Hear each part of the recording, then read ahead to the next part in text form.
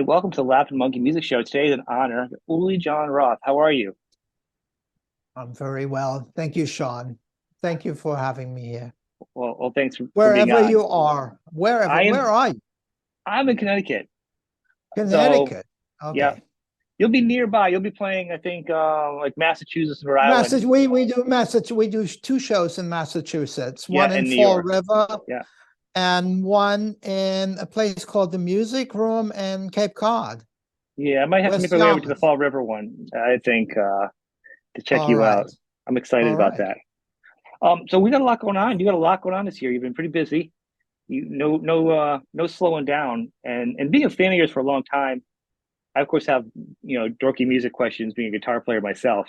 But Well, I can see all your guitars on the wall. yeah, I have a couple. That's quite an armory you've got Yeah, there. well, me and my kids play. My wife wanted to be hung up because they're all over the house. There's more of them. I know the feeling. you know. So it looks nice for that reason. So your North American tour and the Alpha experience, that's probably a good spot to start, right? Let's hop in there. You want to talk about the tour and the Alpha experience? Well, that's not really a tour. You mean the Well, classical the two piece, yeah.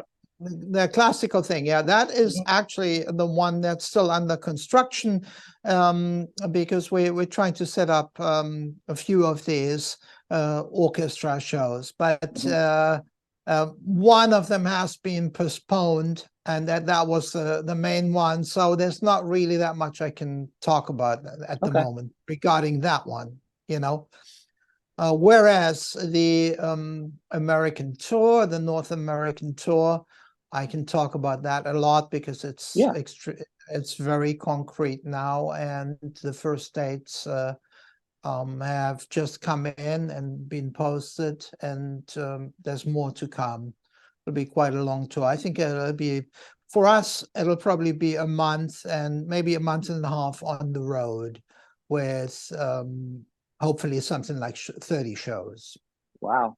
That's good for you. I mean, because I know for a while you weren't much of a tour person. I know. So Well, we get you over here. I used to be in the States like almost on a yearly basis, from um well, we did tour 2012, Right. 2013, 2015, 2016, 17, 18 got canceled, I think, and then 19 again, and then COVID, and Mhm. now I haven't had such a long gap for a long time, Well, so that's what I mean. We're very lucky artists are coming back out and playing now yeah, after this yeah. gap because Where it's that special that again. was that was a long gap, and I'm really looking forward to it, and so is my whole band because we're always enjoying touring the States. It's controlled mayhem or whatever. I don't even know how to describe it. It is so different from touring Europe. And of course, it's almost like, how shall I say? In many ways, you're visiting places that you've been before quite Mhm. a lot of times because the same theaters tend to invite you. Like, for Right. instance, there's this theater called Sellersville, and each time on a tour, we end up playing there, and it's a really nice place. So it's upfront, okay, tomorrow we're in Sellersville, and I know what to expect. But each time, of course, the concert itself is different because every year we come with a different program. But you meet the same promoters. Sometimes you meet the same audience, or a lot of them, and it's almost like a family occasion. And we've got quite a few of these stalwart gigs, I would Hmm. say, that we come back to again and again, simply because they're part of the circuit when you're booking a tour like that, like, say, we tend to start in California and end in California, then you make the big circle, you're going up north and you're doing Canada, you're doing New York, and then you're going back south, Florida, Texas, and back again, so each time it's slightly different. But when our agent does the booking, of course he will contact some of the locations where we did well before, and so Yeah, so some of them are there year after year, you know, like St. Charles Arcade Theater, which is a great venue. We all love playing there, and it's part of our routine, Your almost to routine, say, but it isn't actually a routine, right? you know. A lot of things are routine, like being on the bus, but then, yeah, every year, of course, is different. Mm. How are you doing your sets? Like how, I mean, you've had so much music you've done over the years and so much different type of music. So Yeah, when you put together a program for a tour, what is the approach for that? Like, it always depends on what the theme is, I would say. You know, there was a time when we concentrated more on this end of the spectrum, or there came a time when we played a lot more from the Electric Sundays.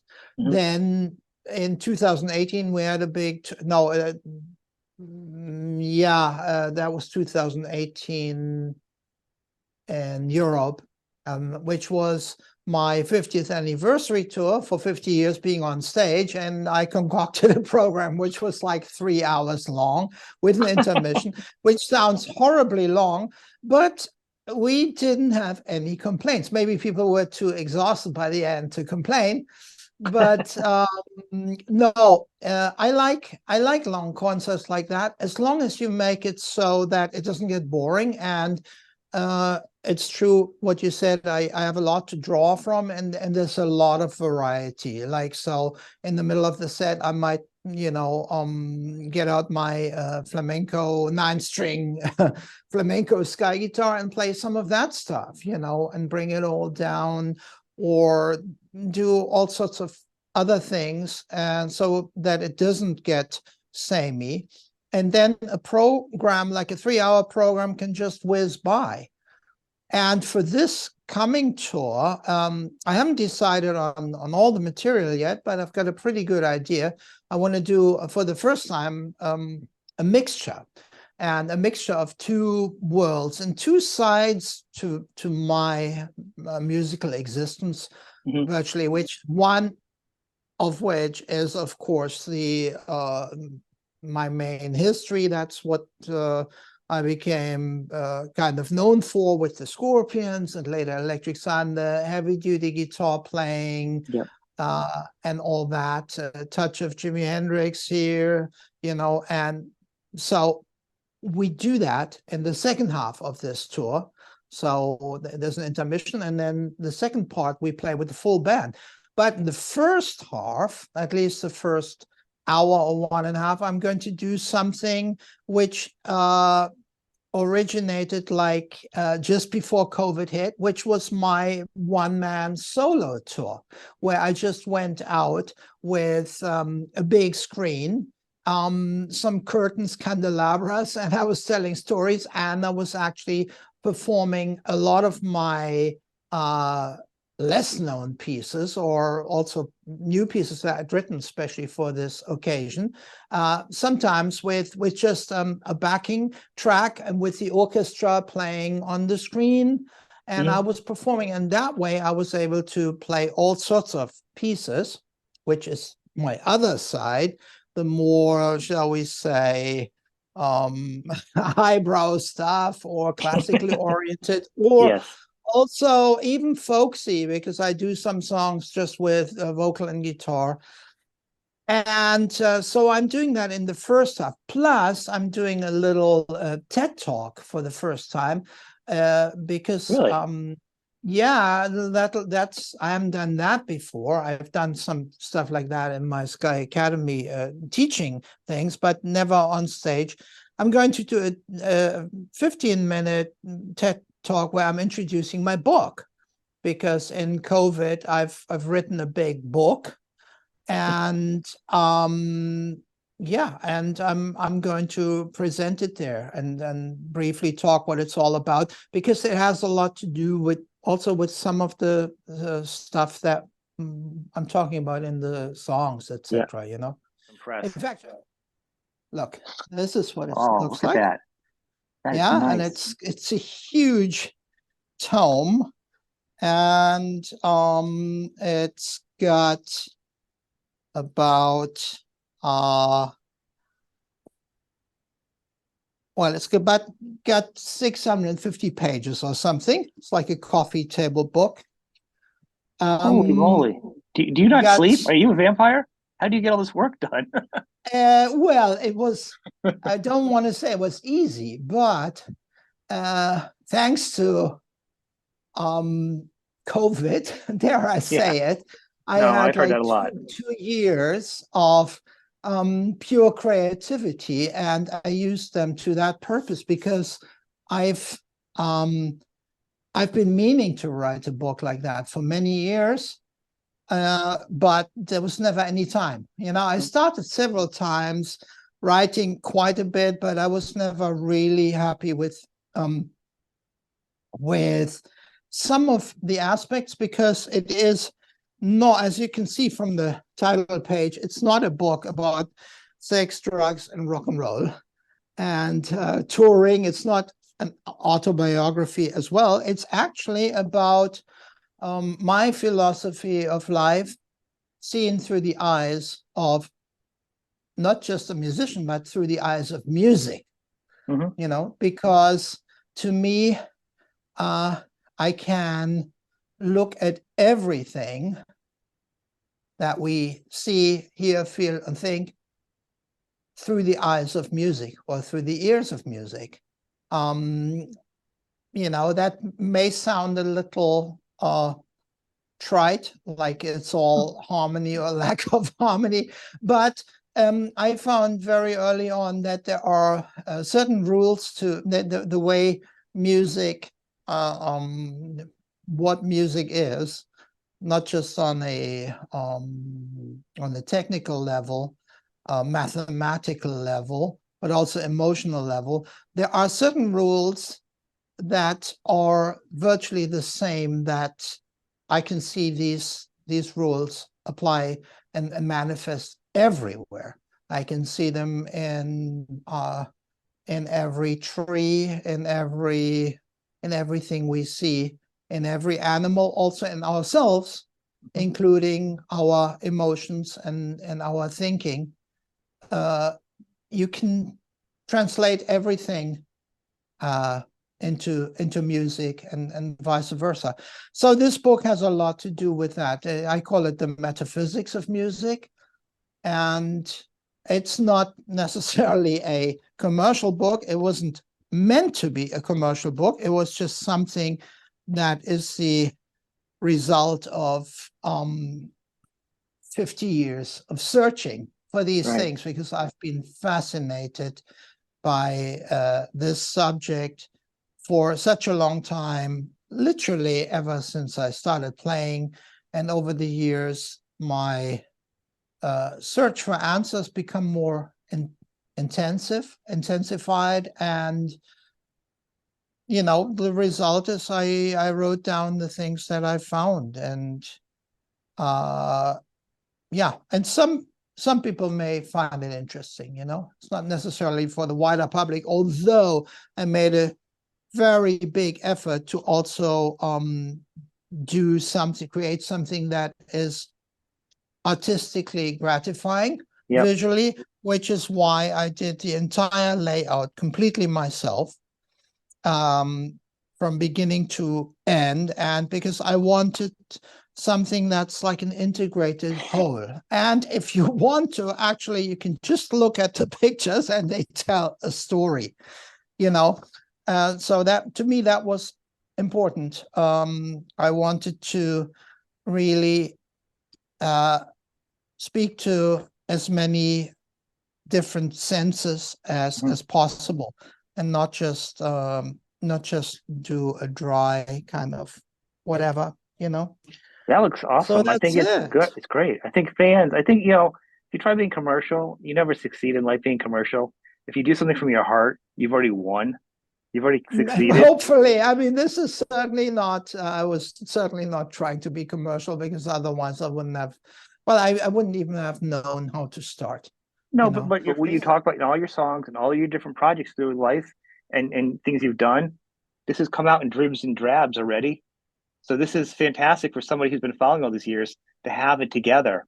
Like I've been interested in all this stuff from you. So to have it in a book now, to sit Well, down, you would be a prime contender then I for the right. book. I You am know, your we have target audience on not. that. Great.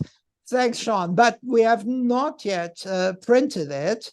This is just a copy for myself. We've just printed a handful to see how it, how it best to present it best.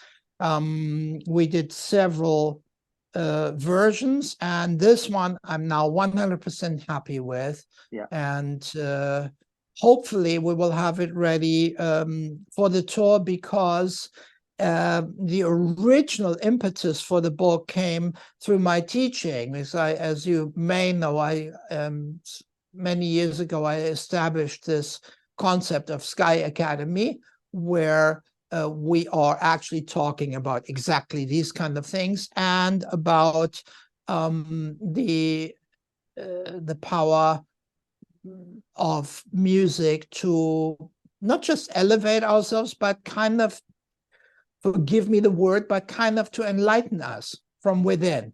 I know it's like it's one of these words, there are so many words that have been used again and again by many people, and it doesn't mean that much anymore. But we can grow through music. And I've learned that from myself. I've seen how music taught me so many things from early on. And in some ways, it also healed me. Like I remember I had heavy duty asthma before I picked up the guitar. And it isn't a joke, but I remember as soon as I started playing, the asthma just went away, So in fact, I wrote a song about it in the Scorpions. It was called Sun in My Hand, which was the music, it can Beautiful heal song. you. If you let it heal you, and if you become one with the music, and if you look at the quote unquote right aspects, it's no Right. good listening to heavy duty tritones all day long. Maybe like forgive me the metaphor, but if you're like into heavy death metal or so, I don't think it's going to heal you a lot. Maybe it'll get rid of some unwanted aggression, but I don't have aggression. I've never had aggression in me. I'm just not that kind of person.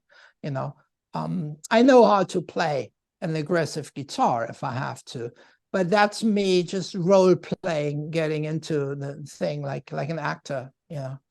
But there are other things that music can do for you. And so this thing was kind of, the book came about because in Sky Academy, very often the participants and students, they said, well, where can we read about these things? Can you write it down? And I said, yeah, right. No, I don't have it. And now I have it. And we're going to do a Sky Academy in Long Beach, California, just before the tour, 4 days. And that's where the book will be part of that. Okay. Yeah. And that announcement and tickets and stuff will be on your website, right? And on your Facebook page will be Yeah, announced we're for not people. really promoting it yet, the book. Okay. I mean, this, I I wasn't mean the even. academy also though. The academy you're gonna have that will Yeah, be yeah, promoted.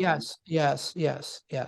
Yeah. So people watching who want to go can find this information and check out or sign up for Well, the academy. the tickets will go on sale very soon, Okay. but you can already read some preliminary things. Yeah. We're not going to write that much on the web because I don't want to preempt too many things. A lot of the people who come will be the ones who've been there before, and every Sky Academy is different. Yeah. So I want to leave it at that. It's a little bit of a surprise, and it is what it is, It's not for everyone. It's for a certain type of person who maybe, feel they're searching for something and they don't quite know what it is, maybe. Well, That you're that very. might I be the love the fact right place to go. you're so interactive with your fans though. You are between this Am and I? I think you are. Your How, Patreon channel, how, you're pretty active though. Your fans can connect with you on different levels. I tell you where I'm really interactive. I didn't know about the general public because I'm not a Facebook guy or Twitter. Of course, we've got Facebook channels, but they're done by other people on my behalf. And sometimes when I'm looking into it, sometimes when they're plugging something, I go on, I'll say, well, this is maybe a little too over the top for me. And then the guys reassure me to say, no, no, no, this is what it's like nowadays with It social is. media. Better you don't even look. And okay, so I let them be. But where I'm really interacting is on my Patreon channel, Right. That's what I because was that's thinking. like more a closed community, and I really enjoy that a lot Hmm. because it's basically a paid for kind of thing, which I think it originated just before COVID, and quite a few artists are doing that. And I was kind of pushed towards it by some of my friends. They said, check this out. And I didn't really want to know at first.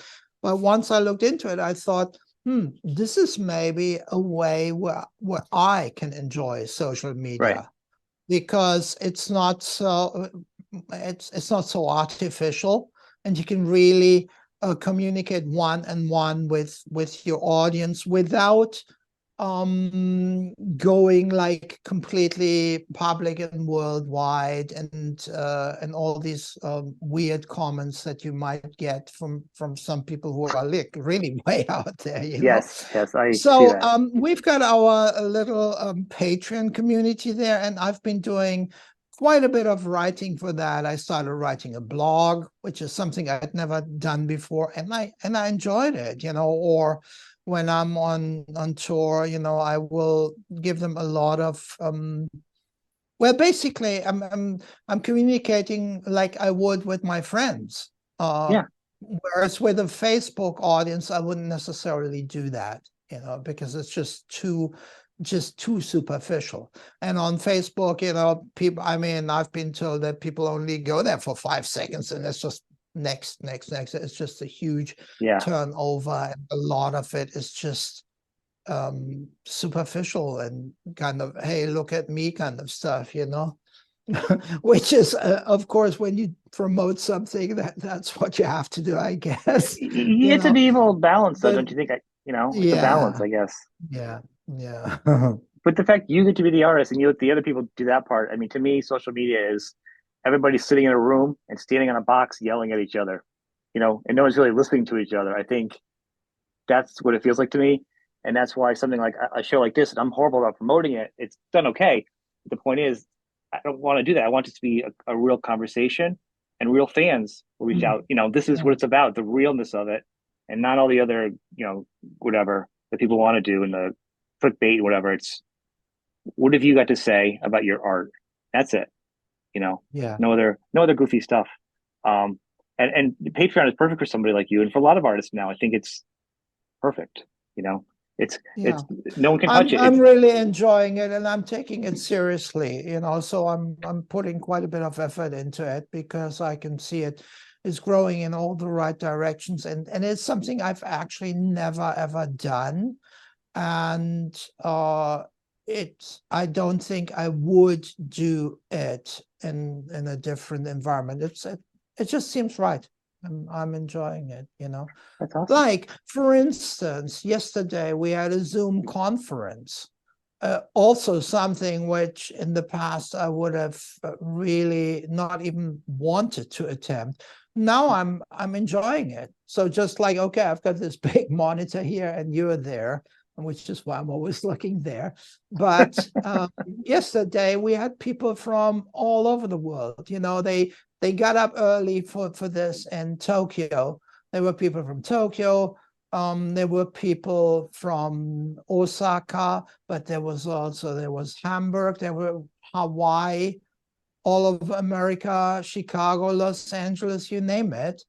And it's nice, and they're all here like in my studio. That's beautiful. And yeah, and then they ask questions. So yesterday, somebody asked a question, and suddenly I dug out my old white Stratocaster from the Scorpions days, the one which was on every album that I did in that period, and they really loved it. And I haven't, shown that guitar for maybe 30 years or something like that. I may be wrong, but I think it's probably close to that. So that's what you can do on Patreon, and I would never do that on Twitter or Facebook or Instagram or whatever. It Yeah. just feels wrong, if you know what I mean. Yeah, I think it's much more specialized that you do that. I just have a couple other questions. I mean, can we just talk about your guitars? You've invented and created one of the best guitars in the world until you were working on Yeah, such. the Sky guitar is actually, we were talking about anniversaries, and these anniversaries keep coming up now because I've been around for so long, and some of my ideas have been around for a while, and then suddenly it's 20 years, 30 years, 40 years later, and it's interesting how these things develop and evolve. And that is, for instance, the same with the case of the Sky guitar, which happened to have its 40th anniversary this year, because in the spring of 1983, the first Sky guitar was built. And I've played them ever since. For 20 years, the first 20 years, there were only 5 in existence. There were 3 original prototypes, and then I had the first ever 7-string electric guitar, which was Mighty Wing. And so we built 2 7-strings. And then for 20 years, I didn't have any new Sky guitars until a gentleman from a well-known music guitar company literally talked me into putting Sky guitars on the market, which at first I thought was a bad idea because they were so specific to me personally, and I thought it's kind of a little strange to replicate them. But then I started seeing a lot of advantages in this concept, mainly also for selfish reasons, that I would be able to have lots of new prototypes. So we could start experimenting and do little things like, oh, how about if we have the neck a little bit longer? How about if the pickup does this? How about if we did this and that? And that's what we did. So about 100 Sky guitars were built in all, and a lot of them were prototypes and had little nuances altered, and we're inching forward towards perfection. Now, in fact, I think to me they are kind of as perfect as they could be. But I'm now sometimes, if I have a new idea, I said, okay, how about if we try this? And then we will just make a different model, So some years ago, I started my own very small guitar company, meaning UJR Sky Guitars, which means we're building them to order. People order them just online. Mhm. They are extremely expensive, and that's for several reasons, because we can only make very, very few, and there's quite a waiting list. I mean, our waiting list is at least a year. Sometimes it's 1.5 years.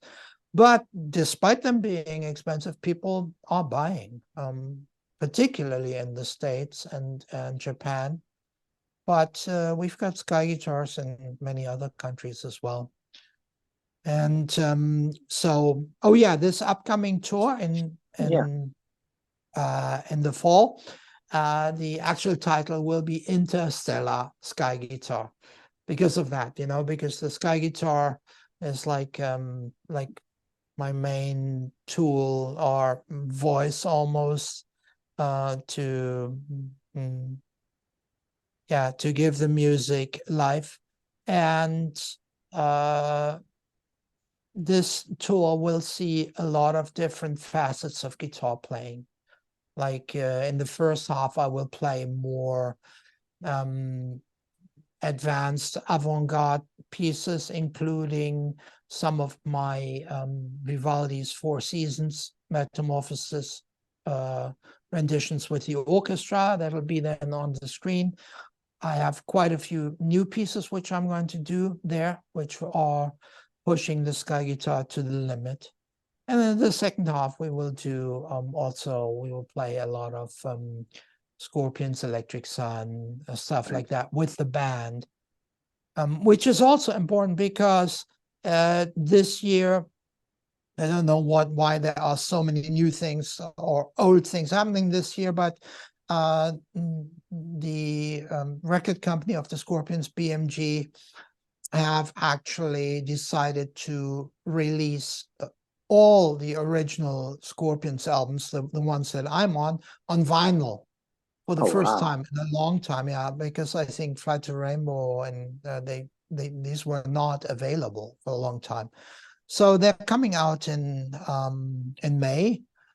And we are releasing all 3 Electric Sun albums also on vinyl pretty much at the same time. And talking about sky guitar, I have this double album, Transcendental Sky Guitar, from the year, I think 2000 or something like that. And that one will also see a vinyl release, because a lot of people are asking for vinyl. Yeah. And vinyl has, well, first of all, it has the different sound, of course. And we're going back to the original masters to get really a very authentic experience together there sonically. And but of course it has the big sleeves, and for me artwork is always important. Maybe not so much for the early Scorpions albums. I always thought covers absolutely sucked. I always thought who decided those I never thought they were any good, but they're pretty iconic, I have to say. They are. The Fly of the Rainbow, like what, I didn't even understand the cover. Like it took me a long time to even figure out what it was. Which one? Is it the Fly of the Rainbow? We've got the guy, the flying. Well, I didn't understand it either. You know, I thought that was a good example for a cover that really sucks. Because, well, you see, the first ever Scorpions album was an album they did in 1972 with Michael Schenker. And it was called Lonesome Crow. And I thought it had a pretty cool cover. It was done by a company in Hamburg called Wandre or something like that. And we thought, okay, we're going to go back to these people for Fly to the Rainbow, you know. And of course, Fly to the Rainbow being such a monumental title track, which talks about outer space and Atlantis, and time travel. I thought, wow, these guys are going to come up with something really deep and meaningful. When I saw that cover, I just couldn't believe it. I said to Rudolph, we can't have this thing as a cover. It's completely ridiculous. It's like a cartoon, children. And Rudolph, he's got this this really wide angle vision. I remember him because what he said, because the first track was called Speedy's Coming, you know, and he said, well, this is obviously, they must have listened to that, and that's what came out to there. So there's this guy on roller blades with rainbow colors who just kind of rotates around some kind of there's the back and the front of the cover. The only good thing about that cover I found was it's very easy to sign on it, because over the years you sign so many of these albums, you know, and you find the good spot. Everything else I thought was, you know, but he said, well, this is what the artist got when he listened to the music. Now I thought to myself, well, okay, what kind of a band am I playing in? You know, it's like, anyways, funny covers. That's the story to the cover. But it is pretty iconic because so many people have seen it now. And I guess, you know, who am I to you I know, love all the albums. Those are some of my favorite Scorpions criticize albums. it. Those early albums. It's just I just laugh. I'm like the cover art. Sometimes I gotta cringe. Sometimes I'm like, Yeah. those are I some rough mean, you covers. know, they are some of them are cringe worthy. Yeah. Just do a picture of the band. It's okay. Everyone looks good. It's a cool band shot. I'm fine with that.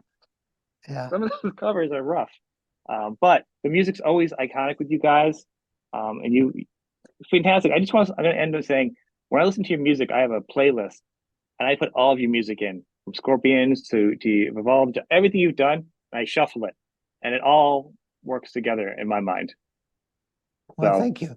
I think it works well together. It's very powerful. I appreciate that. I It's want, quite an arc, isn't it? Like from Speedy's Coming to the Vivaldi is like it's a huge there arc. is, but if you step From back there, and it's look at almost it, like opposites. But this is for me something that fascinates me to uh, to delve into opposite angles of the spectrum and then to somehow find a way to bridge the gap to yeah to create something which consists of this yin and yang, this complete the opposite thing, and to still combine it into a new whole.